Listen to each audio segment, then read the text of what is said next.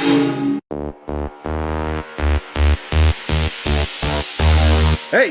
drop.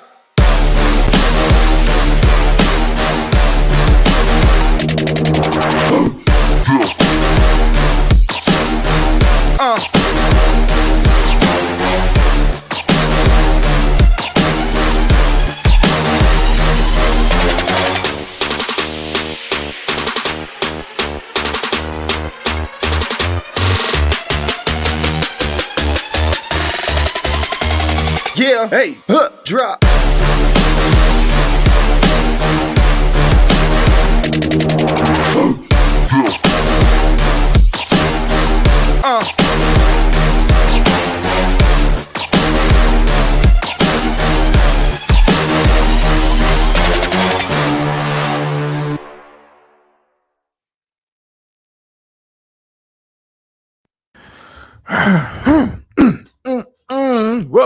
Welcome. Another episode of the Audible. It's your man DJ Josh, bringing you all the latest and greatest from the world of sports. Hope everybody's had a good day. Hope you're having a good evening. I'm not going to be up here too long. Got to get back to watching the playoff game. Matter of fact, let me pull up the score because Sixers Celtics game is starting. 10 o'clock tip off for the Nuggets. And the Phoenix Suns halftime score, for those that care, 66-63. Celtics up. And it's funny, we're going to start with big news coming out of Philadelphia. If you haven't heard the news, came across the wire, like we've been talking about over the last couple of episodes, Philadelphia has been not really releasing a lot of information. He's been brewed. And when I say him, I'm talking about presumably MVP Joel Embiid has been out. Has been listed as doubtful. Now, they haven't played in a long time, considering that they swept the Nets and had to wait for their second round opponent to be selected once they finished their series. So he's had time to recuperate. Oh, man. No Joel Embiid for game one. They say game one. I'm starting to doubt that. I'm starting to doubt it. No. Yeah, I'm doubting that news. News coming out of Philadelphia, according to several media outlets, that he has a slight tear in the knee. Now, typically, maybe a guy can play through that, but when we're talking about a big man here, how you doing, Miss Murph? We're talking about big men here, and big men with bad knees. It doesn't go too well. It was reported that they were going to try to seek cortisone shots as treatment to try to get him on the court, but alas, he is not on the court. Now, Philadelphia tonight is hanging in there. It's not much defense being played. Both teams are running up and down the court. I mean, this looks like a regular season game with some of these shooting percentages. Both teams shooting over 55%. Boston shooting at 72 a clip right now. Not a lot of turnovers. Both teams shooting well above 55% from three. So this looks like it's going to be a shootout of a game. I'm concerned about Philly. I have Philly being my pick over the Celtics. And this is just another example of how injuries, especially when we're talking about injuries to superstar players, key players on teams, can reshape how the playoffs go, especially in the NBA. NBA is so star heavy, and teams depend on those superstars to kind of get watching the game. You're in the cloud. Hey, it's they up and down with it tonight. We'll see if Philadelphia can pull it out without Joel. But like I said, the news is coming out. If you don't know, he's not playing tonight, and with the news coming out that he has a slight tear in his knee, I don't know. I hope he's able to come back. But like I said, this is another example of how injuries can change playoff series. Like Clippers, Suns, first round. I mean, you could pick in any series that has had injuries. Milwaukee, Miami. If Giannis is healthy, does Miami get out of the first round? Does Miami beat New York with a healthy Julius Randle? I mean, you just kind of have to break it down like that. Yeah, what's going on, Ghost? What's going on? Yeah, but I don't know. And I know Embiid is a big man, but I didn't know he was, he had that much weight on him. I didn't know he had that much weight on, close to 300. I didn't know he had that much weight on him, but I hope he's able to come back. I hope he's able to be healthy and be effective out there. I don't want him to come back and be um, dead legging it and not being able to. What's going on, Spider? I hope he's not able. Just don't drag your leg around it. But like I said, they're doing well tonight. They're only down by 3 at half. James Harden is putting on the show, and if he's going to have to go the rest of the series like this, we know James Harden's track record in playoffs. Uh, when the grind gets tough, can he pull through? And history has shown us he has not. He has not. But I mean, this is kind of like the sad news of the day for me, man. Like, I was hoping he was going to be able to give it a go. At least test it out, see if he had it, and if not. But Philly's not really being forthcoming with the news. And I get it. You don't want to tell the opposition that the star player is out. You don't want to do that. I get it. But no Embiid, even if I think even if they escape Boston, and if they escape Boston, I like their chances against a Miami or a New York. I like their chances. But I don't see them getting past Boston with no Joel. You don't have Joel. No bueno. No bueno. Now, you can see the ticker going across the bottom of the screen. I was listening to a couple of sports shows today, mainly ESPN. And I was listening to Undisputed with Shannon Sharp. And the discussion was being had is, Steph Curry, is he considered top 10 all now? Is he top 10? And I started looking at the presumed list of top 10 players, and you can make an argument, even if he doesn't win a championship this year, you can make an argument that Steph Curry's the top 10 all now. Now, do I think he's, top point guard of all time? No. I think Magic Johnson, until further notice, has a firm death grip on that position. Not because necessarily the rings, because Curry is able to tie him if he gets ring number 5 this year. It's not even the rings; it's about the impact of the game. Magic Johnson, and in conjunction with Larry Bird, and I think that's why people have them in their top 10 because they came around during the time period when the NBA was at its lowest. When we're talking about, can you imagine in today's society where you're watching pre-tape NBA Finals games? That's when they came. The era that they came in, the NBA was the viewership was so low that they was pre-taping NBA Finals games. Can you imagine that in today's society? I think not. But I have to kind of put, I started thinking about it. It's the conversation. Curry, even if he doesn't win another ring, I think you have to put him in top 10. No player, perimeter player, as far as shooting wise, has revolutionized how other teams play offense. In today's league, the 3 ball is how you make your money. It's how you make your money, not just as a point guard, as a 2 guard. You got guys that literally hung around the league just because they can shoot the corner 3, a la PJ Tucker. PJ Tucker has no offensive game, but he's what they consider the 3 and D guy. I got Curry in my top 10. I got him in my top 10. I don't have him top 5. I can't fathom him getting top 5. Now, if Curry plays long enough and he gets maybe 6 rings, maybe 2 more finals MVP, maybe another regular season MVP, you got to start having that discussion. But I don't have Curry in my top, top 5, but he's definitely in my top 10. It's hard to argue. It's hard to argue. You look at him, he's a guard. Oh yeah, he shoots, but I mean, you can make the same argument for Shaq. Shaq was big and he dunked. He dominated the paint. And Curry has, along with Klay Thompson, has changed the way offenses are played. Changed the way offenses are played. The outside shot is the money shot. Teams, the NBA has changed since Curry has come into the league. No longer do you really need the low post presence, the days of having the Elijah Wines, the David Robinsons, the Patrick Ewings, those ilk of centers and big men.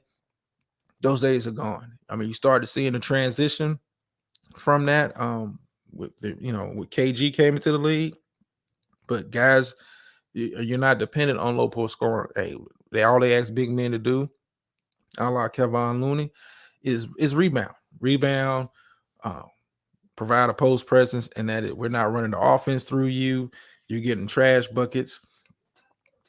Curry led the revolution. As far as hold on for a second.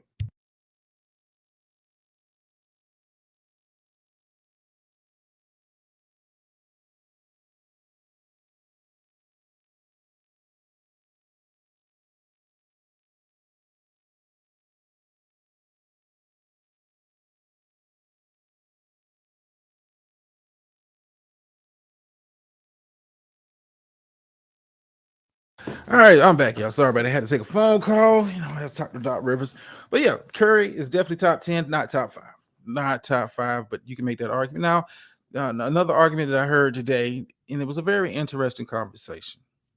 And you can make solid points on either side. If Curry gets ring number 5, does that move him ahead of LeBron James as far as the face of this current generation? Does that move him?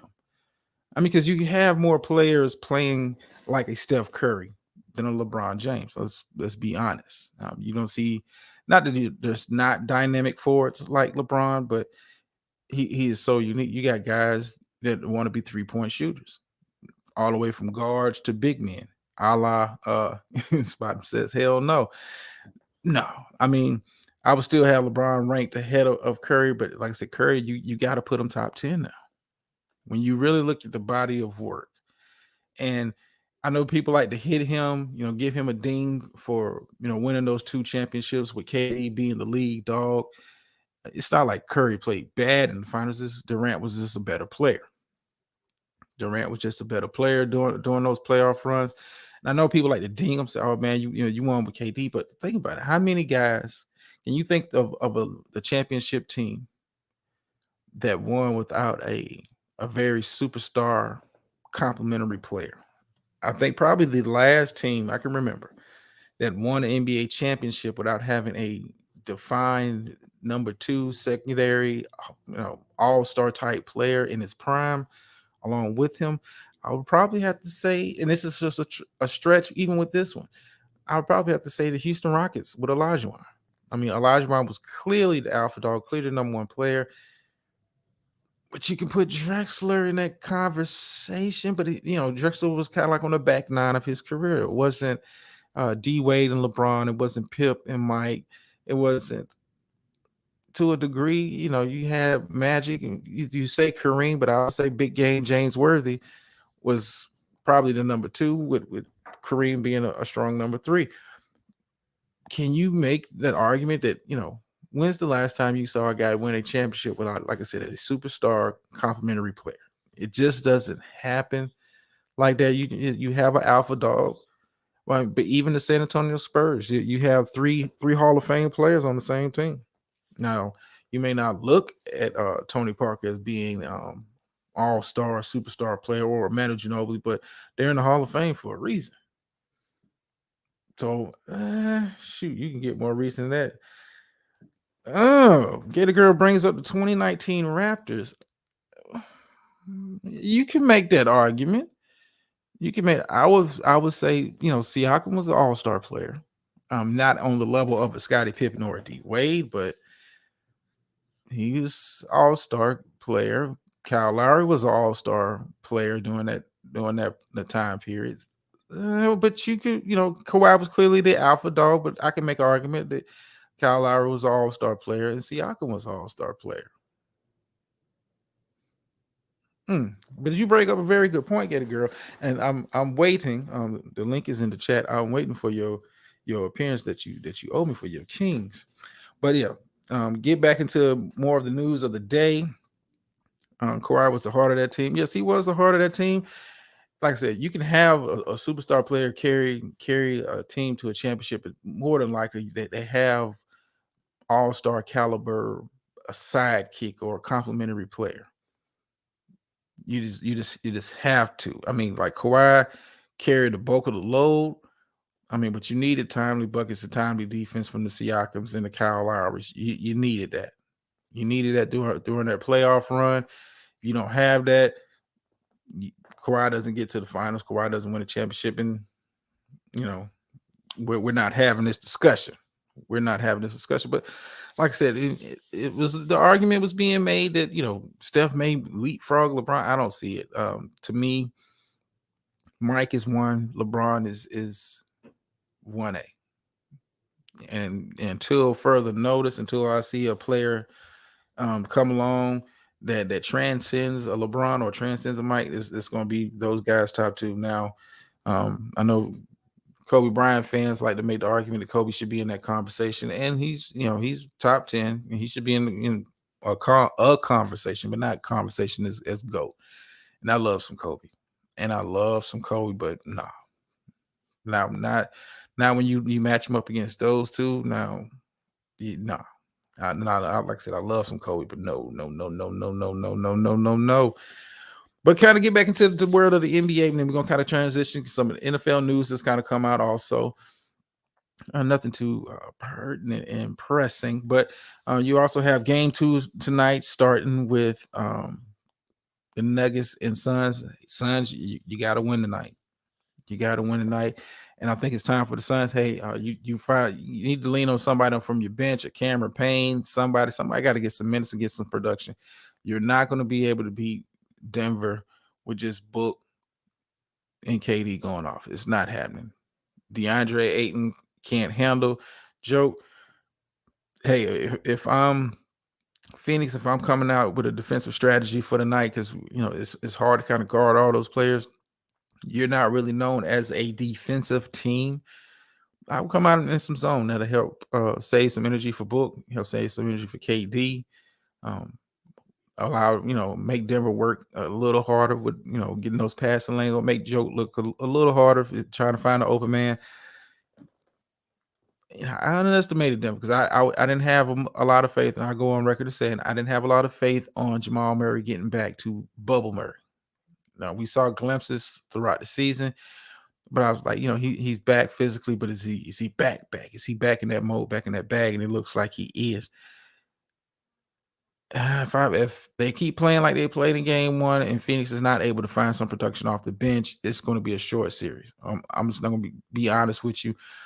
Book and KD, they may go off a game and get one, but you're not beat. Denver comes at you in waves.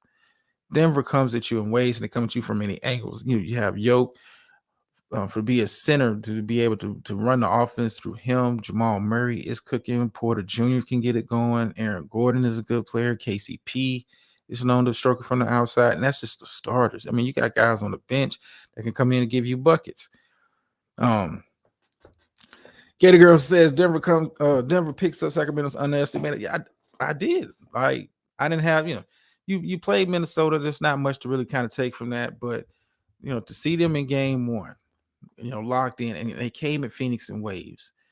And I think the amount of minutes that you're going to be asking Book and KD, can they hold up? Can they hold up? Because they're not being just asked. Hold on, I got a guest backstage. Welcome to the show. DJ Drama, what's up with you, bro? Man, I'm DJ Dots over here, man. DJ Dots. Low key, man. No, you good, man.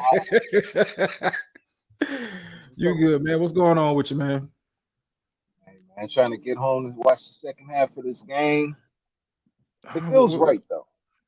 It feels right. I'm gonna tell you right now, it feels right. How Remember, does I it told I feel, told right? you the other day. I told you the other day, man. The NBA it's about storylines. I told you the Lakers was going to eliminate Memphis. Shout out to you and your Lakers. Um, I said that the Golden State Lakers is more intriguing than Sacramento, Memphis. So right now it feels right because we're the underdog again.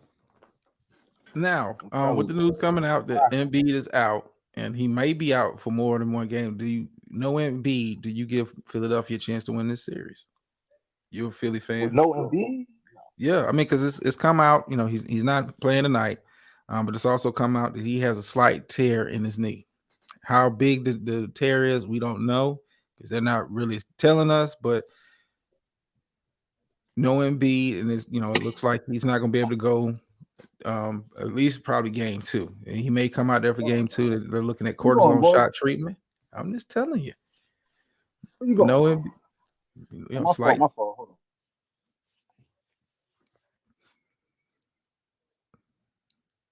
Okay, why he's doing what he's doing? But yeah, on. My fault. My fault, bro. okay. Caught my son trying to sneak out the house.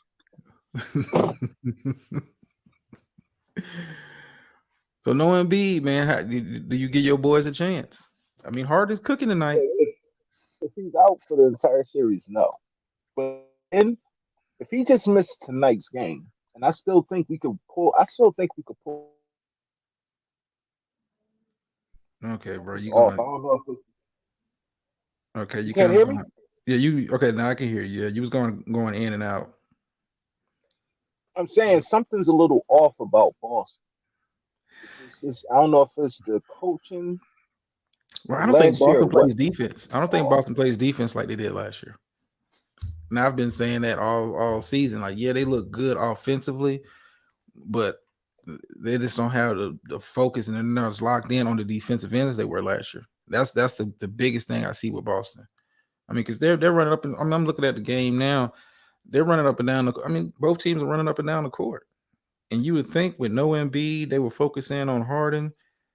I mean, Harden's already got 25, and we're just midway through the third quarter. Yeah, I'm I telling you, mean, something off. There's something off about that. I mean, Something off about Boston is down 4. I'm looking at it. Boston's down 4. I mean, Tatum's already got 30. Brown's got 18, and you're losing. that. Yeah. I just No bet. don't. No real bet. Miss Murphy finally gonna drop back out the cloud. We could pull off an upset tonight. You really could. And way the Boston is playing defense, I thought Boston would come out with a laser focus on trying to lock down James Harden. But these guys are just going up and down the court, and threes are raining, and everybody's shooting at a high clip tonight. Yeah. We can pull this off, bro. If we win tonight's game, Embiid is I can guarantee you Embiid plays game 2. I can Well, I mean, guarantee like you. like I said, media reports have come out. Even if he was to play game 2, they saying he'll be about 20-25% of his usual self. Is that enough? 25%. Yeah, I mean, he has a slight tear in his knee. That's probably going to require some surgery, some off-season surgery. And we know Embiid's not one of those guys that kind of really sucks it up for the team and goes out there and plays through the injury. I don't even recall the play that it happened on, bro. I don't either. Like, it was just kind of like out of the blue, but it was like, oh yeah, Embiid's out. Like, but they've had over a week to kind of work on this. Right, and I'm telling you, bro, something ain't right about that, bro. You didn't see him limping. It was just like, you know, after game 3, you really didn't hear much about it until the next day a little bit, and he set out game 4. They won that anyway, and Mm-hmm. they had off like a whole week, and it was up until about a few days ago where, well, I think it was over the weekend when you started hearing like, yo, this is more serious than they're reporting, and it's like, Yeah, Philly has they've been kind of controlling the information coming out about the knee. Like, it just came out today. He has a slight tear. Now, when they say slight tear, you don't know what that means. I want to say it's a slight tear of his PCL that was been reported. I don't know. here's the thing, drama. Here's the thing. He was only supposed to sit out game 4 of that Brooklyn series. Yeah. They said they said that was precautionary. They was going to sit him out game 4, and if they lost, he would have played in game 5 of that series. That's weird from being at that point till now. Very much so. I'm not gonna. It's Gator Girl says we trust Doc Rivers. Like, it's hard to believe anything coming out of Doc's mouth because they've been saying doubtful, doubtful, doubtful. They've been saying it for about a week. What is really going on? I honestly, if he doesn't play game 2, I think he's out for the series. Hell yeah! Like, I think he's out for the series, and I mean, if they're able to get past Boston, like I said, Boston is not playing defense like they were last year. You kind of saw a glimpse of that throughout the season. You really saw that with the Hawks series, that the Hawks was able to score at the clip they were scoring at. But Boston is not locked in. They're not a good defensive team this year. They're just not. It's not showing on the court. My thing is this, right? If there's a tear, it requires surgery. Mm-hmm. Just scratch, just scratch him off. Just say, look, he's done. You know what I'm saying? If it's something that you could work with, he had enough time already to basically go. I don't know.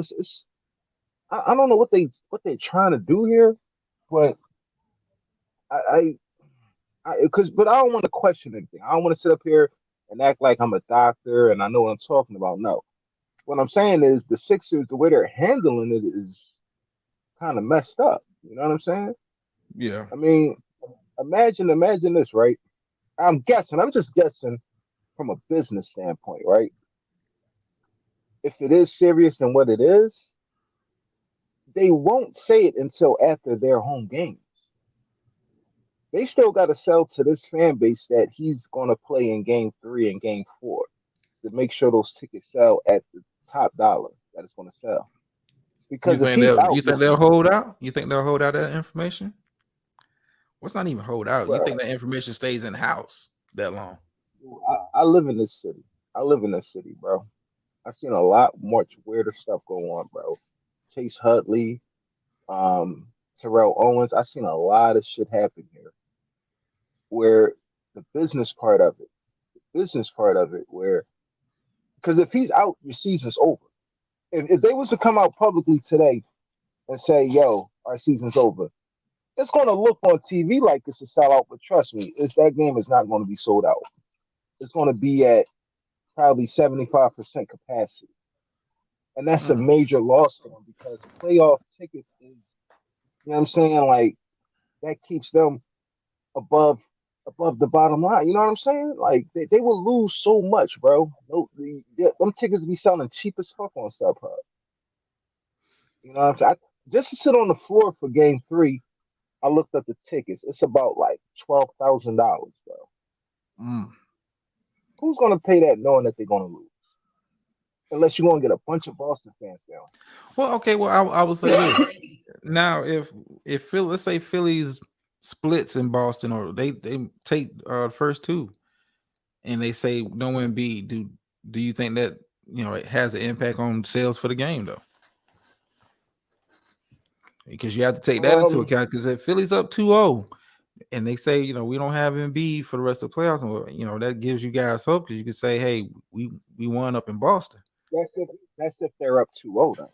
Remember, like I told you, what did I tell you? I said the story was in the Brooklyn series that he's going to miss game 4, but he's going to be back by game 5. Why? Game 5 is in Philly. They got to make sure those tickets. No one beat. We just lost game 4. No one beat game 5. I'm not going there to watch them lose. You know what I'm saying? Like they're not going to release that real information about what's really going on until I'm telling you until game 3. And that's it. It really depends on if they win or lose, though. As far as like why they in Boston. If they up 2-0, like you said, everybody's going to show up for game 3, regardless if Embiid's playing or not. Everybody's going to show up because we up 2-0 Yeah. without Embiid. If we down 0-2, and then we find out, oh, Embiid's not there, the season's over, dude. Like, I'm gonna try to sell these tickets on StubHub for the highest price possible. I'm looking at I'm kind of dip into the stat line here. The Anthony Melton is giving y'all some buckets off the bench. 17 already, 5 for 6 for 3. I mean, both teams are shooting about 50% from 3. Man, it's up and down game. And I'm telling you, that theory is only that's me only looking at it at a business sense. A lot of people look at injuries, strategically or mentally, all that. I'm looking at it from a business aspect. There's no way you could tell this fan base that Embiid is gone. You got 2 home games. You got at least 2 more home games. Yeah. You need them tickets to sell. You know what I'm saying? You need those 60. This economy, yeah, you need that paper. So Well, you're thinking on the business. I'm thinking on the players side. Do you sit down and have a private meeting with your team and let them know he's out? But just hey, kind of keep it to yourself. Don't release and doing press conferences and stuff. But do you have a I, discussion with your team that he's out? I mean, I think for the most part, the players, if anybody know, the players know. Yeah. If anybody know, and if not all the players, your James Hardens, your Tyrese Maxey's, your Tobias Harris, they know what's going on. But the guys that's going to get these opportunities, like Paul Reed, we need you to step up while Embiid's out. You know what I'm saying? He'll be back, but show us what you got while you're in there. You can't let him know, like, yo, you're gonna really have to carry this load, son. Like, they're not gonna put that much pressure on I that. mean, but why not? I don't know. I Like, think they no, would I just mean, have it. seriously, I get it. you I get can't it. read. You gotta carry Embiid's weight. Nah, dude. Like, yeah, boy, he gonna fold. Like, he gonna fold, bro. He gonna fold. So Well, I mean, but no, you knowing don't tell Embiid, him. I mean, knowing Embiid, they got to be. And like I said, the way they're playing tonight, based on how both of these teams are scoring, this is kind of reminding me of Harden with the Rockets, how they're playing this style of basketball. And like they don't play this fast when Embiid's there, but No, because it's Embiid's not. Embiid doesn't yeah. play fast. I mean, it's what So a no, two they got point it. They got it. 2 point game right now. Man, this Well, I wild don't and know. crazy. Hold on for a second. I got a special guest backstage. I've been waiting for this one for a long time. Hold on. Welcome to the show. Can you hear me? I can roll tide. Go Gators. What's happening? What's going on? Oh my goodness. How you doing, Gator Girl? I am fine. DJ dots and crossovers, bad picks, messed up parlays, cowgirl, Lamicki's, bubblegum ring machine, all those That's good things. I'm that's all great. you came up here to say. I mean, that's all I came up here to say. What's going on, TC Chicken Wing? How you doing, brother? I don't think you like me like that. You never even went on the panel, but you be coming at me in these chats. I didn't like. Oh yes, I'm going to come at you in these chats. That's that, but that goes back to other things not related to sports. But Yeah, I'm here that's back in the day. because that's back in the day. It's a new day. It's a new topic of conversation. Yeah, So we built it. We built it. we building. I mean, I'm up here because dots and crossover just was calling out the Kings, and I was right from the beginning of the season. You I were. rode with the Kings. I told y'all stop underestimating these guys. You continue to do so. I never predicted championship. I never had them Western Conference Finals. So I wouldn't say that much. But the future's bright in Sacramento. I'm proud of those guys. And now I'm riding with Denver. Are you disappointed though? Am I Because they were the disappointed? third seed. Yeah, they were the third seed, and to get bounced in the first round that's kind of like a Well, failure. let's put it in context. Okay. They took the defending world champions to 7 games. Steph had to dig into his Western Conference Finals type bag to beat them. So failure is, I think, relative the way Giannis talked about it. Did anybody have them in the playoffs this season? No. No. No. So did anybody have Mike Brown as a coach of the year in 2023? No. No. Did anybody have De'Aaron Fox sort of rising from the ashes of mediocrity to be clutch this year? No. No.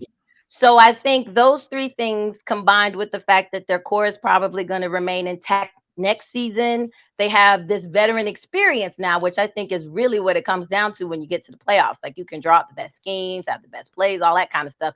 But at the end of the day, the Warriors, beyond having just galactic talent, they have tremendous experience. And I think that they have those things that they know how to tap into to kick it into those next gears to get it done.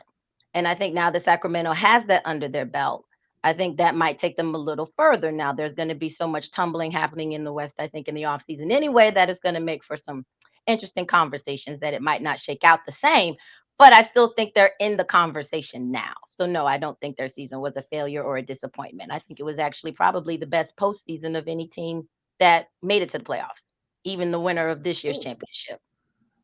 Really? Wow. That's Who would you say was the key to their success? Because I got one person in mind that I say I definitely didn't see that one For the Kings, now you talking like I'm from coming. Florida, so I don't play I don't care about West Coast teams like that, but I care about teams that play great basketball and play it well. I mean, De'Aaron only had like 13, 14, 15, 16 points in game 7. He can't do that if they're going to win and be formidable.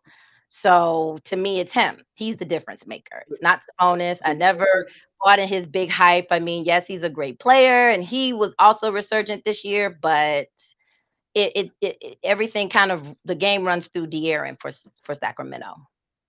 no, I know that, but I'm saying like the one player that you didn't see coming. For me, it was Oh, Malik Monk.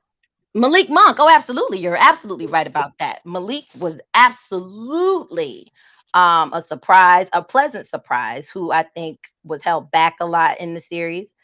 Should have got way more minutes than he got. Think they figured that out a little too late. But yeah, absolutely. Malik Monk. I hope he has a bigger role going forward because he's he's pretty doggone good. now. Yeah, Do you I can blame say Mike Brown for that though? I Do I blame blame Mike Mike Brown. Brown for that? No, I don't blame Mike Brown for that. I think Mike Brown, if there was a team for Mike to kind of have gotten it done against, it should have been the Warriors, giving his knowledge of that team. But then again, that was probably the one team that he wouldn't have been able to figure it out against because I think they're the best team in the West remaining. But I still think Denver's going to get out. Um, I think, Mike Brown's not new to this because, he had a lot of success with Braun early on in his career. So I think Mike Brown is kind of like the poor man's Doc Rivers. Doc's only got one, but he always seems to kind of not quite figure it out, even though he'll always kind of be in the conversation of playoff talk. So I don't blame Mike Brown for that. I do. No way Kevin Herter should have been starting after game 3, considering the way he was shooting. No, Guys have bad shooting nights. Like, you're supposed to throw him away. Like, what are you no, supposed to no. do? But you got to ride the hot hand. Malik Monk came in from game 1, I showed you agree. he was ready to get buckets. Now you got to put the ego aside come playoff time because it's not about stroking your ego. It's about winning 4 out of 7. Correct. Jordan Poole had to take his ass, and his minutes got cut because they had to play Gary Payton Jr. more minutes. Wiggins had to get his minutes. So Poole's ego, that shit had to go to the bench because we're trying to win games. Listen, you're right. You play to win the game. I don't honestly think Mike Brown knew any of them was going to get as far as they got. So it might have just been a lack of his experience being back on the bench like that as a head coach. I'm not going to fault them for those mistakes if them even being there in the first place was a happy mistake, if we're honest. Oh, I hear you, but I don't hear you. I hear you and I don't hear you either, but we're going to agree to disagree on that tip because so that's what we do over here. That's cool. so you got your Warriors beating my Lakers Um, based on what you've I seen. have Denver getting out of the West. I don't know who they're playing to get out, but I have them coming out of the West. So you got Denver beating Phoenix. I know they won game 1, but I think Durant and them pull that one out. I think Durant is like, is like what Charles Barkley said, the jump shot is just pretty girls over there. No substance. Like, not now. They're not yet. They haven't been the unit long enough, together enough to, I think, figure this out in a way that gets them past Denver, who is probably the most underrated #1 seed in recent memory in the NBA. And I think that they let Aaron Gordon go off. Like, don't let Aaron get that kind of confidence going into game 2. Like, you guys, they're not. Phoenix is supposed to scare people, and nobody's scared of them. They're not scared Well, of man CP3. They're not scared of Durant because he doing warm ups and he landing on his ankle wrong. Like, nobody's.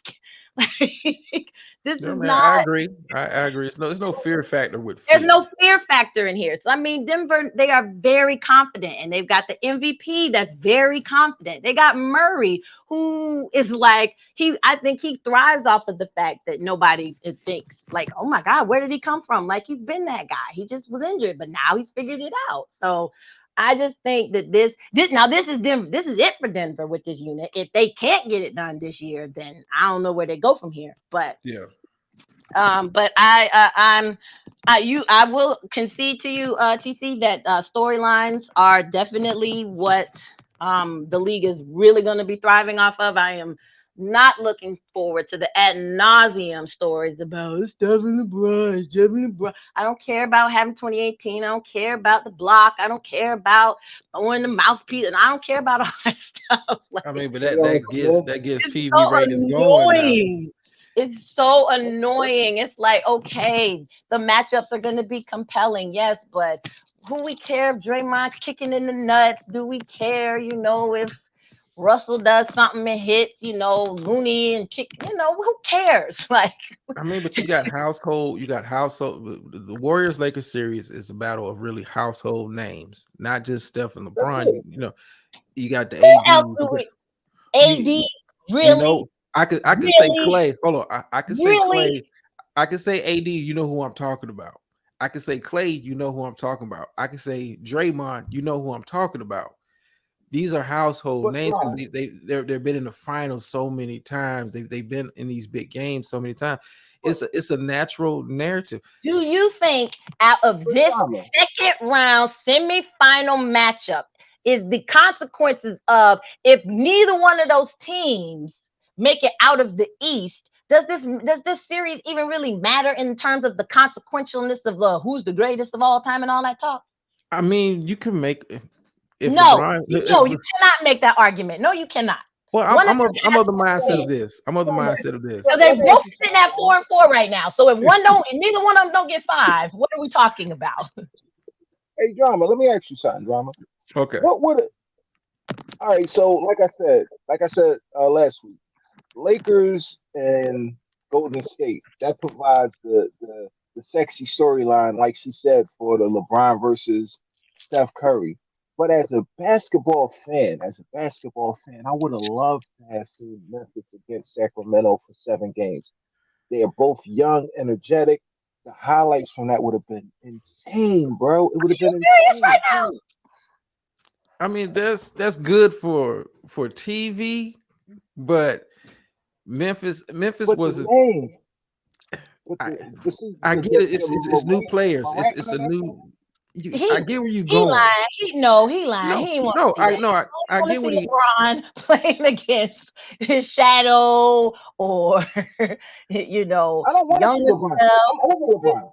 I'm over I am LeBron. too. I'm I over am it. too. I'm But the over it. host, he's I know the host be trying to pass off that. Oh, I would love to see all the best basketball and who the best players are, but But that's what you want to see. Like, do you really want to Well, see?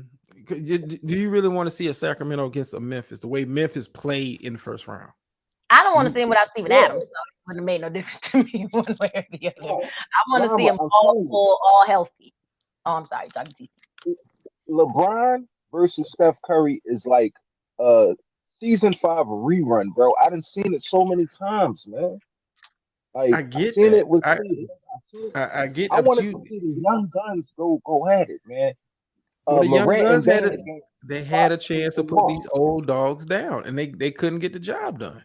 This is true. It's it's not like this is the first round matchup, and you're tired of seeing these guys play. The young teams had a chance to put them down. Sacramento played way better than Memphis. Memphis had no business being there. They was checked out. The Dylan Brooks storyline messed them up. The John Morant situation throughout the season had them messed up. No Steven Adams, no Brandon Clark. I did not want to. I don't want to see bad basketball. I don't care who's playing. First of all, I don't want to see bad basketball.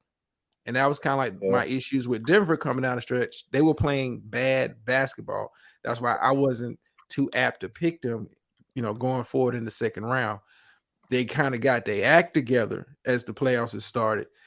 I wouldn't mind seeing Denver in the final because that's good basketball. That's good, exciting basketball, whether they're household names or not.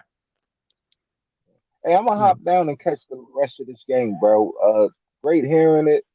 I'll be back next show as always, bro. All right, yeah, we'll be back tomorrow. Same bat time, same bat channel over here. Keeping it corporate. No problem, bro. Nice All meeting right, you, Gator girl. It's a pleasure meeting you too, TC. Stay out of trouble. man. I'm always out of trouble. Oh, I have the illustrious Gator Girl up on the panel. I am not, but thank you. Because I would say it's you and Ms. Merv and Ms. V as y'all come to my sports shows, and I appreciate it because not too many people come over here for this because it's not fuckery. So, so you got Denver going to the final. Who you got coming out the East? Out of the East, Yeah, I go back and forth on the East. The East let me down, but how they let you down? well, You had Milwaukee. I did. I was Yeah, I ain't gonna lie. That I messed was up my bracket. That that messed that up my messed bracket. everything up for me, and now it's just like, well, I mean, I don't know yet. I got to see some more. I need some more material to be able to say for certain who I'm riding with because I don't know. Well, I will say this about the East. With Milwaukee being out, it Hmm. opens up the new storylines. With Embiid possibly being out, but Philly's playing hard tonight. It's tied going into the fourth. For They're those, doing better than I thought they were going to do. yeah. So Um, in way Miami has been playing, Jimmy's correct. been playing. Like I could realistically see even New York possibly making it to the finals. I could see New York making it to the finals. I'm not crazy about the Heat making it to the finals because that's the bubble team to me almost. And I want something competitive. I'm not sure. I mean, but I think with even this season period is with Milwaukee being out because Milwaukee was presumptive favorite over everybody. They were. With Milwaukee being out, that kind of opens up the door. Because you have people still going to pick Phoenix, you have people that still pick Denver, you have those that will pick the Warriors. They get past the Lakers. Lakers are a popular finals. I mean, it's so wide open this year, and that's why I've kind of enjoyed this playoff season more than a couple years because it's no dominant team right now. I will agree with you on that. That's probably the best sports take you've had since you've been doing your boring shows. Is the the the no one team has been coasting through it. Like you had, the sort of sweep with what you call against the Hawks. But other than that, you've had great basketball. I hate the injuries have sort of kind of taken a lot of the air out of some of the potential matchups. But I still think there's great basketball being played. I still need to see where the East stands after like 3 games so I can kind of see who I'm. I mean, I wouldn't mind seeing Philly in the final. I think that would be, I it, wouldn't mind seeing it any of look. them in the finals at this point. I So I wouldn't think mind seeing it's Boston in the final. I'm not. I know that's what the league would love a Lakers Celtics final again, but I would be a little. Yeah, if they play the best basketball and they win, then they earned it. But they're the well, least likely team that I'd like to see from the East make it. I think New York and LA would probably be the best business matchup, as TC was talking about. The storylines would just be, I think you the know, atmosphere would be crazy. it would be amazing. A It New would be York amazing. LA finals. I mean, that it writes itself. Yeah, That it writes did. itself. Now I want to kind of get into a little NFL news and we'll close out the show. Did you have a chance to kind of catch up on the draft? Did you watch the draft at all? I mean, I just saw AI go for it. The Colts. That's all I care about. That's all I know. So if I need to just peace out and let you have it, I will gladly do that. I just Well, came up to make. well, since you're here, before I let you go, I want to ask you: do you first of all, do you think he starts, and do you think he's successful in his first year? Start no successful first year. I would say he'll have a Trevor Lawrence type style breakout. Year 2. You don't think they're set up for success? I mean, because the division is weak. The division is weak, but I don't think he got enough experience in college starting to really be coming out the gate. I think he does need to He got a lot to learn, but he's, I think, the most pliable and teachable and easiest to coach and fix of things that might mechanically not be right. So he'll be, I think he has the, if you look at, like, if you put them all at kind of the starting line, I think he will go the furthest in the shortest amount of time. Do you know what I mean? Yeah. Yeah. Now I think he'll be starting by week 6. You do? Yeah, and then here's the reason why. Okay. You have a running game. You have a adequate enough defense. Well, I admittedly don't know enough about the Colts either. So Well, I mean, they have the all-pro running back, probably the best running back all around in the game, in Jonathan Taylor. They have a good enough defense. He has suitable receivers on the outside. Could use some work on the offensive line, but I think by like week 6, depending on where he's at as far as learning the offense and working with his mechanics, I think they're going to start him, because you don't draft guys that high anymore. It's not like true. back in the day where they used to sit them on the bench. Hmm. It's trial by fire. Like I said, I wouldn't be surprised if we start weeks 1, but I would say probably about week 6, give him enough time to kind of get the reps in, and then go with him. Well, I mean, listen. we'll Hold see. on, wait a minute now. This is my guy, and you picking you up No, on no, him. no, no. I mean, the division is weak. Jacksonville is clearly the class of the division, but that's not saying a whole lot. Tennessee is probably coming back to the packs. Houston is Houston. They honestly had. I would pick the Colts, kind of like my dark horse, like I had Detroit last year. Detroit, Oh Lord. Detroit took too long to kind of to get it together, but I was singing their good graces because I like what they have there. I like what Indianapolis has in place for Richardson to be successful. I don't think, with a all pro running back, good receivers, good defense, they're not going to ask him to do too much. And I think I like how the head coach was able to work with Jalen Hurts in that short amount of time Mm-hmm. to get him from where he was at when he first came into the league. I think Richardson has a chance to be very successful early in Indianapolis, more so than Bryce Young in Carolina or CJ Stroud in Houston. I think Richardson, you got to put him in. If he gets the playing time, if he's Mm-hmm. starting by week 6, you have to you're probably going to be looking at him for offensive rookie of the year. And then he's going to be in that conversation. I Now really that do I think. get you. I do believe he'll be offensive rookie of the year. Now that I think about it and listen to you explain it, you sound like you know what you're talking about on that. And so I I'm mean, always going I'm going my guys. So I know I, you like to protect your picks from me, but I think Anthony Rich, if he's starting by week 6, with that state of that division, and because Indianapolis is not a bad team, they just didn't have a quarterback last. I mean, you had Matt Ryan last year. They didn't have a quarterback mm-hmm. last year.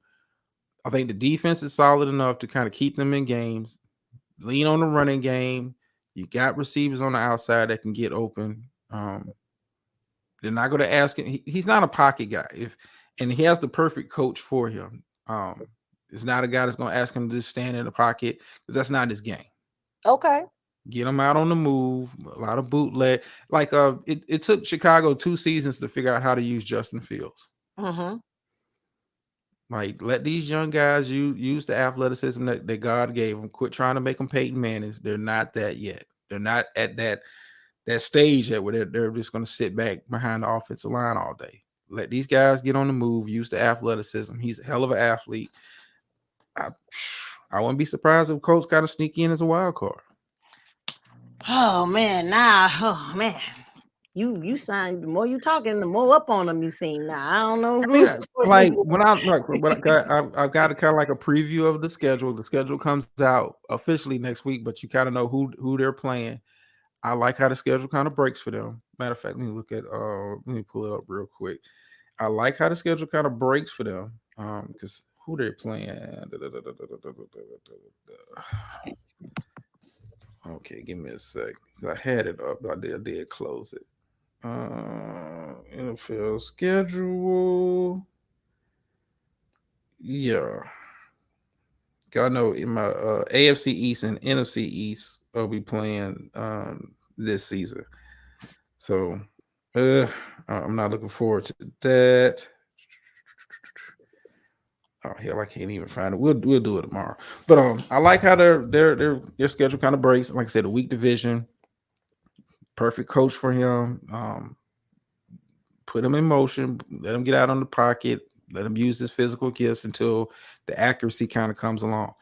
And you can have a dangerous team. Chicago was a scary team down the stretch when they finally figured out how to utilize Justin Fields. Get him out, let him move, let him run. Because they almost beat my team last year. With the defense we had, we did not have an answer for him. Luckily, we kind of outscored them. We took advantage of mistakes, but we'll see.